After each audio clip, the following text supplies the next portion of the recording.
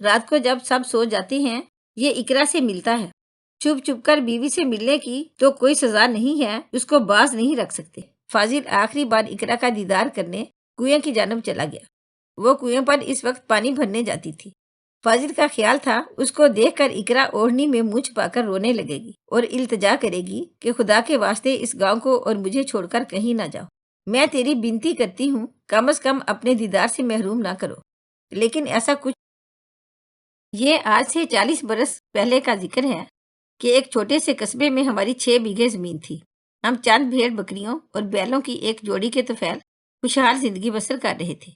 ہماری زمین اگرچہ تھوڑی تھی مگر سال بھر کا اناج تو اس کی کوکھ سے ہمیں مل ہی جاتا تھا۔ ابا اور چچا میں خوب بنی ہوئی تھی۔ اس طرح ماں اور چاچی بھی مل جل کر ایک ہی چولہے اور ایک ہی چکی پیستی اور پکاتی تھی۔ میں ان دنوں 10 برس کی تھی۔ چچا کے 4 بچے اور ہم 5 بہن بھائی تھے۔ ایک ہی گھر کی چھت تلے پرورش پائی تھی، اس لیے آپس میں بڑی محبت تھی۔ ایک دن میں سارے گاؤں میں گڑ کے لڈو بانٹنے گئی کیونکہ ماموں بورڈ میں اول آئے تھے۔ یہ بڑی حیرت کی بات تھی کہ ایک دیہاتی لڑکا جو کھدر کی دھوتی اور موٹی ململ کا کرتا زیب تن کرتا تھا، سارا دن ڈھور ڈنگر ہانکتا تھا اور جس کے پیروں میں چپل بھی نہ ہوتی تھی، وہ بورڈ میں فرسٹ آیا تھا۔ بات یہ تھی کہ ان دنوں لوگ بے غرض دوسروں کے کام آتے تھے اور ان کی معاونت میں خلوص بھی ہوتا تھا۔ ہمارے گاؤں کی مسجد کے امام صاحب میٹرک پاس تھے، وہ بہت نیک آدمی تھے۔ نانا نے ماموں کو انہی کے پاس پڑھنے کے لیے بٹھایا تھا۔ انہوں نے چند دنوں میں ہی اندازہ لگا لیا کہ اس لڑکے کو پڑھنے کا لگاؤ ہے، تو نانا کو مشورہ دیا کہ لڑکے کو مدرسے میں ڈال دو۔ نانا نے کہا اس کو سبق کون یاد کرائے گا، اس کا ذمہ میرا ہوگا۔ امام صاحب نے وعدہ کیا۔ پھر انہوں نے یہ وعدہ بھی اس طرح نبھا دیا کہ وہ شام کو روزانہ 1 گھنٹے ماموں کو خود پڑھاتے تھے۔ امام صاحب انگریزوں کے زمانے کے پڑھے ہوئے تھے، انہوں نے شہر کے اسکول میں پڑھا تھا، لہٰذا وہ آج کے ایم اے پاس لڑکوں سے زیادہ قابل تھے۔ فر انگریزی بول سکتے تھے اور ریاضی میں تو امام صاحب کا کوئی مد مقابل نہ تھا۔ امام صاحب کی محنت اور خلوص کے علاوہ بلا شبہ ماموں بھی خدا داد ذہانت کے مالک تھے۔ مدرسے سے واپس آ کر وہ ڈھور ڈنگروں کو ہانکتے تھے، جانور ان کے پاس بھاگے آتے تھے اور ان کے پیچھے پیچھے یوں چلتے تھے جیسے کسی نے ان کو محبت کے اندیکھے رشتے میں باندھ رکھا ہو۔ ماموں نے میٹرک پاس کر لیا، پھر وہ شہر کے کالج میں پڑھنے چلے گئے۔ اب وہ صاف کپڑے پہنتے تھے، دھوتی کی جگہ کوٹ پتلون نے لے لی۔ جب گاؤں آتے، گاؤں کے سارے میلے کچیلے ننگ دھڑنگ بچے ان کے گرد اکٹھے ہو جاتے اور حیرت سے ماموں کو یوں دیکھتے جیسے وہ کسی اور جہان کی مخلوق ہو۔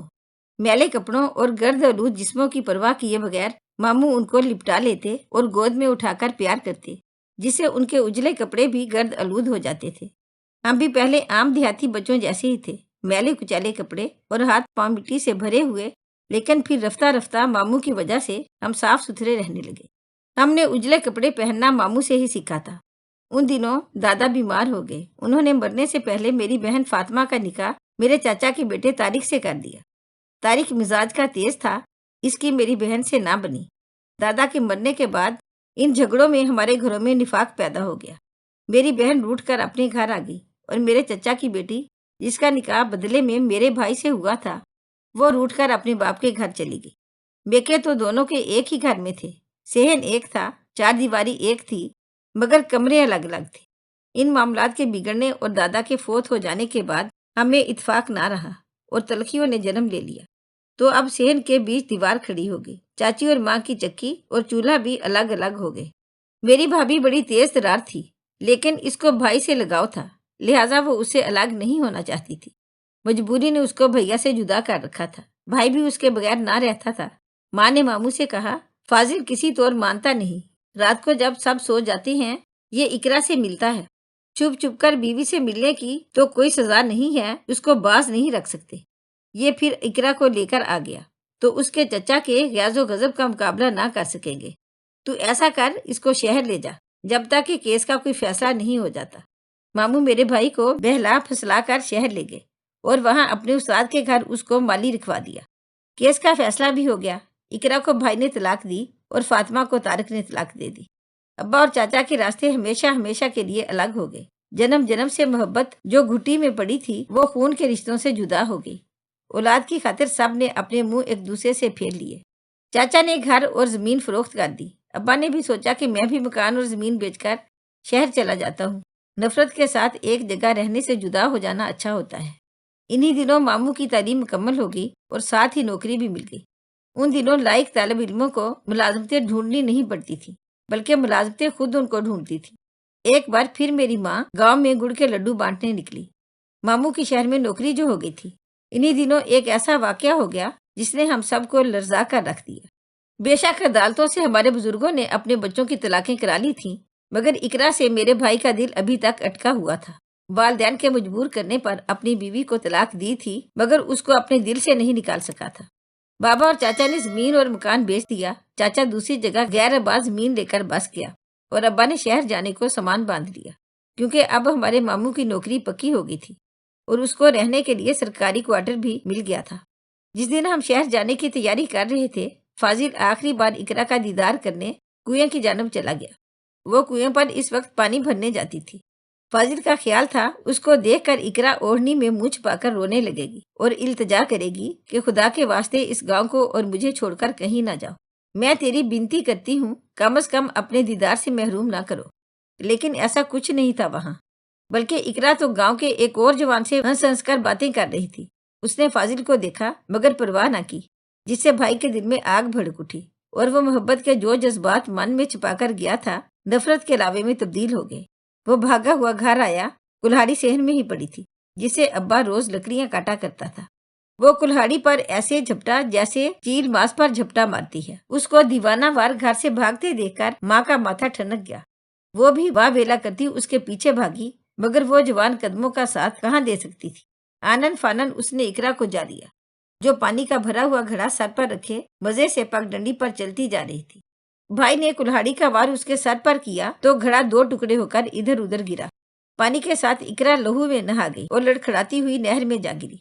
ماں کے واہ ویلا کرنے سے ابا کے بھی کان کھڑے ہو چکے تھے، جو بیلوں کو تھان پر باندھ رہا تھا۔ وہ بھی ماں کے پیچھے بھاگا تھا۔ اس نے بھائی کو پیچھے سے جا کر اپنے بازوؤں کی گرفت میں تھام لیا اور چلایا، یہ کیا کر رہا ہے او کملا؟ ابا کی پھرتی اور مضبوطی نے بھائی کو اقرا پر دوسرا وار نہ کرنے دیا۔ وہ مرنے سے تو بچ گئی، مگر اس کے سر میں گہرا زخم آیا تھا۔ اگر اس کے سر پر گھڑا نہ رکھا ہوتا تو یقیناً اس کا سر دو ٹکڑے ہو جاتا۔ آپس کا معاملہ تھا، پھر لڑکی بھی بچ گئی تھی۔ ماموں جی اتفاق سے آئے ہوئے تھے، وہ اس کو اسی وقت سرکاری گاڑی پر شہر کے ہسپتال لے آئے۔ پھر گاؤں والوں نے سمجھا بجھا کر معاملہ رفع دفع کرا لیا۔ راضی نامہ ہو گیا تو ہم ماموں کے پاس شہر میں آ بسے۔ شہر آ کر پتا چلا کہ یہاں کی زندگی تو اور بھی کٹھن ہے۔ ایک آدمی کی تنخواہ پر گزارا نہیں تھا، اکیلا ماموں کمانے والا اور ہم 8 آدمی کھانے والے۔ مجبوراً ماں ایک قریبی گھر میں کام پر جانے لگی۔ فاضل بھائی جوان تھا مگر کوئی کام نہیں کرتا تھا، وہ ذہنی انتشار کا شکار تھا۔ فاطمہ طلاق یافتہ تھی، پھر وہ یوں بھی ایک دیہاتی ان پڑھ لڑکی تھی، شہر میں اس کا رشتہ ملنا مشکل تھا۔ فاطمہ کے بعد میرا نمبر تھا اور دونوں بھائی ابھی چھوٹے تھے، وہ کہیں کام کرنے کے لائق نہ تھے۔ شہر میں کافی مشقت سے ہماری ماں نے وقت گزارا، کیونکہ ابا کو ہل چلانا آتا تھا یا پھر حقہ گڑگڑانا۔ ایک کام چھوٹ گیا مگر دوسرا مشغلہ جاری تھا۔ وہ حقہ گڑگڑاتا تھا اور ماں اس کے لیے تمباکو کی فکر میں گھلتی جاتی تھی۔ ہمارے پڑوس میں جو لوگ رہتے تھے ان کے 2 لڑکے سعودی عرب گئے ہوئے تھے، وہاں وہ ڈرائیور تھے۔ 2 آدمیوں کی کمائی تھی تو گھر بھی سدھرتا جا رہا تھا۔ دیکھتے ہی دیکھتے ان کے حالات بدل گئے اور خوشحالی نے ان کا گھر خوشیوں سے بھر دیا۔ ماں بڑی حسرت سے پڑوسی کے گھر کو دیکھتی، جہاں پہلے کچے کوٹھے تھے، پھر پکی 4 دیواری بلند ہو گئی۔ وہ ان کی منتیں کرنے لگیں، میرے بیٹے کو ویزا دلا دو، یہ بھی وہاں سے کچھ کما کر بھیجے گا تو ہمارے دن پھر جائیں گے۔ انہی دنوں گاؤں سے خالہ آ گئیں۔ اس کے نند سے ماموں کی منگنی ہو چکی تھی، وہ شادی کی تاریخ مانگنے آئی تھی۔ ماموں بھی گھر بسانا چاہتے تھے، لہٰذا ماں نے تاریخ دے دی اور جو کچھ پونجی زمین بیچنے کے بعد چھپا رکھی تھی ماموں کی شادی پر خرچ ہو گئی۔ بڑے چاؤ سے ہم مامی کو بیاہ کر لائے تھے، مگر اس نے تو آتے ہی تباہی مچا دی۔ ماموں کو لے کر الگ ہو گئی۔ ماموں نے قریب ہی ایک کچی آبادی میں ہمیں کرائے پر چھوٹا سا مکان لے دیا، گھر کے سکون کی خاطر۔ اس مکان کا کرایہ ماموں ہی دیتے تھے۔ اب ہم پر انتہائی برے دن آ گئے۔ ماموں کی کمائی پر تو مامی قابض تھی، ہمیں چوری چھپے وہ تھوڑا بہت خرچہ دے جاتا تھا، جس سے ایک وقت کی روٹی پوری نہیں ہوتی تھی۔ ابا نے ساری عمر زمین پر ہل چلایا تھا، محنت مزدوری کرنے کو آر سمجھتے تھے، کسی کے آگے چاکری کرنے کو نیچ کام جانتے تھے۔ ایک ماں کے برتن مانجنے سے تو گھر چل نہیں سکتا تھا۔ ماں نے جا کر ماموں کے پڑوس میں اپنی بپتا سنائی۔ ان دنوں ان کے دونوں ڈرائیور بیٹے آئے ہوئے تھے۔ انہوں نے کہا اگر فاضل ڈرائیوری سیکھ لے تو ہم کچھ نہ کچھ بندوبست کر ہی دیں گے۔ ویزے کی رقم بعد میں ادا کرتا رہے گا۔ ماں نے ماموں سے منت سماجت کی اور انہوں نے فاضل کو ڈرائیونگ اسکول میں داخل کروا دیا۔ یوں بھائی نے ڈرائیونگ کا امتحان پاس کر لیا۔ پڑوسن کے لڑکوں نے وعدہ ایفا کر دیا اور بھائی کے لیے نہ صرف ویزا بھیجا بلکہ اپنے کفیل سے کہہ کر اس کی نوکری کا بندوبست بھی کر دیا۔ جس دن بھائی سعودی عرب روانہ ہو رہا تھا، ہمارے گھر عید کا سما تھا۔ ماں نے پڑوسن کے برتن سال بھر تک دھوئے تھے تو بھائی کو ویزا ملا تھا۔ آج ہم بھی معزز ہو گئے تھے۔ مامی ہمارے لیے مٹھائی کا ڈبہ لائیں۔ ماموں نے 2 دیگیں پلاؤ کی پکوا کر محلے میں بٹوائی تھی کہ ان کا بھانجا کمانے کے لیے سعودی عرب جا رہا ہے۔ کسی گھر سے کسی نوجوان کا دیار غیر جا کر کمانا محلے والوں کی نظروں میں فخر کی بات ہوتی تھی، کیونکہ اس سے معیار زندگی بلند ہوتا ہے۔ ماں کو اس بات کا احساس تھا، اگرچہ وہ دیہاتی عورت تھی، مگر چاہتی تھی کہ اب محلے کے غریب گھرانے اس کو عزت سے سلام کریں گے۔ تبھی وہ بھی پہلے سے زیادہ ہوشیار نظر آ رہی تھی، اور وہ ان سب محلے داروں کے چہروں کو غور سے دیکھ رہی تھی جو اس کو مبارکباد دینے آ رہے تھے کہ کہیں ان کے چہروں کے پیچھے کوئی لالچ تو نہیں۔ فاضل بھائی سعودی عرب چلے گئے۔ ان کا پہلا خط آیا تو ہم سب نے اس کو چوم لیا، کیونکہ یہ ہماری غربت کو دور کرنے کا ایک پروانہ تھا۔ اس خط کے ساتھ ہم سب کے کتنے سارے خواب وابستہ تھے۔ یہ خط کیا تھا؟ ہمارے لیے خوشیوں کا پیغام تھا۔ بھائی نے لکھا تھا، جب میں پہلا ڈرافٹ بھیجوں گا تو اس سے سب گھر والے اپنے نئے کپڑے بنوائیں اور کچھ رقم خیرات بھی کرنا۔ یہ میری تاکید ہے۔ 2000 کی رقم میری طرف سے ماموں جی کو نذرانہ پیش کرنا۔ اب میں حرمین شریفین جا کر اس کے لیے بھی دعا کروں گا کہ خدا اس کو ترقی دے۔ فاضل کی دعا قبول ہوگی، جلد ہی ماموں کی ترقی ہوگی، مگر تنخواہ میں صرف چند روپوں کا ہی اضافہ ہوا۔ اب تو ماموں بھی رشک کرنے لگے کہ میں نے ناحق اتنا پڑھائی پر زور دیا۔ ایک معمولی ٹیچر ہی بن سکا، جبکہ ڈرائیوری سیکھ کر دیار غیر کو جاتا تو آج ہزاروں کما رہا ہوتا۔ لیکن دیار غیر جا کر ہزاروں کمانا بھی تو آسان نہیں ہوتا، پھر روپیہ بھی کسی کسی کو راس آتا ہے۔ بھائی نے پہلا ڈرافٹ بھیجا، ماں نے 2000 ماموں کو دیے کہ ٹکٹ انہوں نے دیا تھا۔ کہنے لگی، بھیا یہ پہلی قسط سمجھو، اگر رقم ہاتھ میں آ جائے تو ہزاروں خرچ ہو جاتے ہیں، لیکن پتہ نہیں چلتا۔ 1 ماہ بعد رقم صاف ہوگی۔ کچھ چھوٹے موٹے قرضے ماں نے کریانہ کے دکاندار وغیرہ کے چکائے۔ ہم نے 4 دن بکرے کا گوشت پکایا اور خوب اچھا کھایا۔ بس 4 دن کی چاندنی، پھر اندھیری رات، نئے جوڑے پہن کر اور عید منا کے ہم پہلے جیسے ہو بیٹھے۔ اگلے ماہ بھائی نے پھر ڈرافٹ روپوں کا بھیجا۔ ماں نے حسب وعدہ ماموں کو 2000 سے زیادہ نہ دیے۔ وہ دے بھی نہ سکتی تھی کیونکہ ہم نے اخراجات بڑھا لیے تھے۔ بجلی کے میٹر کی درخواست منظور ہو گئی تھی، وہ خرچہ بھرنا تھا۔ ماں نے میونسپلٹی کے پائپ لائن سے پائپ جڑوا کر پانی گھر کے اندر پہنچانے کا انتظام کرا لیا تھا۔ ماموں ناراض ہو گئے تھے کہ جن سے قرضہ لیا تھا وہ روپے کی واپسی کا تقاضا کر رہے تھے اور ان کی سبکی ہو رہی تھی۔ ان کی بات بھی ٹھیک تھی، مگر ماں کو اب ان کی باتیں ٹھیک نہیں لگتی تھی۔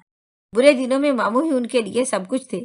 آج بیٹا کمانے کے لائق ہو گیا تھا تو وہ کہتی تھی، یہ لوگ میرے بیٹے کی کمائی کے پیچھے پڑ گئے ہیں، ہمیں اپنی پوری نہیں پڑتی، ان کو کہاں سے دیں؟ پہلے لوگ ہمارے گھر نہیں آتے تھے، اب پاس پڑوس والے کھانوں کے خوان بھی بھیجنے لگے اور خود بھی آنے جانے لگے۔ ایک پولیس کے سپاہی کا رشتہ میرے لیے آ گیا، جس کو ماں نے جھٹ پٹ منظور کر لیا، کیونکہ جنہوں نے غریبی کا عذاب جھیلا ہو ان کے لیے پولیس والے کی وردی کا وہی دبدبہ ہوتا ہے جو اپنے زمانے میں اکبر بادشاہ کا اس کی رعایا کے دلوں پر ہوتا تھا۔ سال بھر میں ہمارے حالات سدھرنا شروع ہو گئے۔ ماں نے چھت کی مرمت کرا لی کہ پانی ٹپکتا تھا۔ ماموں سے جو قرضہ لیا تھا وہ بھی ادا ہو گیا۔ کچھ میرا جہیز بنا مگر ابھی ادھورا تھا۔ بھائی نے خط لکھا تھا کہ میں بہت سی چیزیں اور کپڑے وغیرہ خود لیتا آؤں گا، تم مت خریدنا۔ دونوں چھوٹے بھائی اسکول جانے لگے تھے۔ ابا اب گھر کے دروازے پر نیم کے درخت کے نیچے چارپائی ڈال کر سکون سے حقہ پینے لگے تھے۔ شام کو روز ہی محلے کے 2-4 ان کی عمر کے لوگ بھی ساتھ آ بیٹھتے تھے اور گپ شپ لگاتے تھے۔ ابا کے چہرے کے تاثرات اور اجلے دھوتی کرتے سے گھر کی خوشحالی کا اظہار ہوتا تھا۔ ہم محلے میں معزز ہوتے جا رہے تھے۔ پہلے گھر میں برتن نہیں تھے، بس مٹی کی ہانڈی، المونیم کی کٹوریاں اور گلاس۔ اب کچھ اچھے برتن آ گئے تھے، 2-4 بستر بھی بن گئے تھے، اور سب سے بڑی بات کہ ماں کسی کے گھر پر کام کرنے بھی نہیں جاتی تھی۔ اس عید پر بھائی کو سعودی عرب گئے 2 سال پورے ہو رہے تھے کہ ان کا خط آ گیا۔ لکھا تھا، میں حج کرتے ہی روانہ ہو جاؤں گا۔ خط ملتے ہی گھر میں بہار آ گئی۔ ہم سب کی خوشیوں کا کوئی ٹھکانہ نہ رہا۔ جس روز بھائی نے آنا تھا ہمیں شدت سے انتظار تھا اس دن کا۔ 15 دن پہلے سے گھر کی صفائی ہو رہی تھی۔ تولیا، گدا، چارپائی، حتیٰ کہ گلاس اور پلیٹیں تک اماں نے بھائی کے لیے نئی نکال کر رکھی کہ اسی کی کمائی سے تو یہ سب چیزیں گھر میں آئی تھی۔ پھر جس دن بھائی نے آنا تھا اسی دن ٹیلی گرام آ گیا۔ ہم سمجھے کہ اس کے آنے کا پیغام ہے۔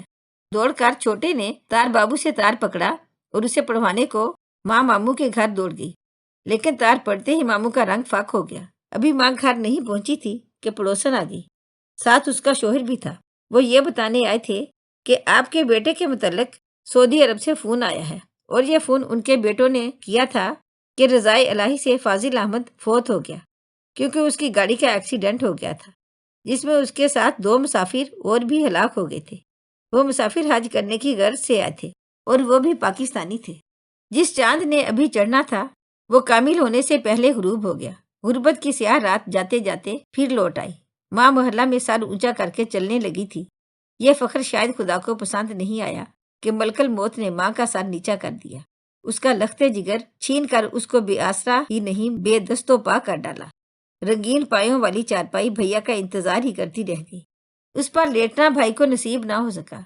ہم ان کا آخری دیدار تک نہ کر سکے کہ وہ ہم سے ہزاروں میل دور منو مٹی تلے دفن کر دیے گئے۔ ہم میں سے کس کے پاس سکت تھی کہ ان کا تنے مردہ لینے جاتے۔ میری منگنی ٹوٹ گئی۔ پولیس والے نے مجھ سے نہیں، ایک ایسے بھائی کی بہن سے شادی کی خواہش کی تھی جو دیار غیر میں کما رہا تھا۔ جب بھائی نہ رہا تو کمائی بھی نہ رہی، پھر یہ رشتہ کس بنیاد پر قائم رہتا؟ رفتہ رفتہ سب ہم سے دور ہو گئے۔ چند دنوں میں جو سماجی مقام بھائی کے ڈرافٹوں سے بنا تھا وہ ریت کا گھروندہ ثابت ہوا۔ ماں پھر سے دوسروں کے گھروں میں جا کر برتن مانجنے لگی۔ بھائیوں نے اسکول سے نام کٹوا لیا۔ میرے بوڑھے باپ کے کپڑے پھر سے میلے ہو گئے اور اس نے نیم کے درخت تلے کچہری جمانا چھوڑ دیا۔ جوان سال بیٹے کے بعد اس کو جینے کی آرزو نہیں رہی تھی۔ آہ کاش میرا بھائی دیار غیر نہ جاتا، وطن میں ہی کوئی محنت مزدوری کر لیتا۔ کاش ہم ایسی دولت کی شکل ہی نہ دیکھتے جو صرف چند دنوں کے لیے آئی تھی، لیکن جس کی خاطر میرے بھائی نے ہم سے دائمی جدائی یوں مول لی کہ ہم ان کا آخری دیدار بھی نہ کر سکے۔ موت تو بہرحال انسان کو ہر جگہ آنی ہے، لیکن ہمارے دکھ کو وہی سمجھ سکتے ہیں جن کے پیاروں کو دیار غیر میں اس قسم کے حادثات پیش آ چکے ہیں۔ اگر آپ کو ہماری آج کی کہانی اچھی لگی ہو تو پلیز اسے لائک کریں، شیئر کریں اور مزید اچھی ویڈیو کے لیے ہمارے چینل کو سبسکرائب کریں۔ شکریہ۔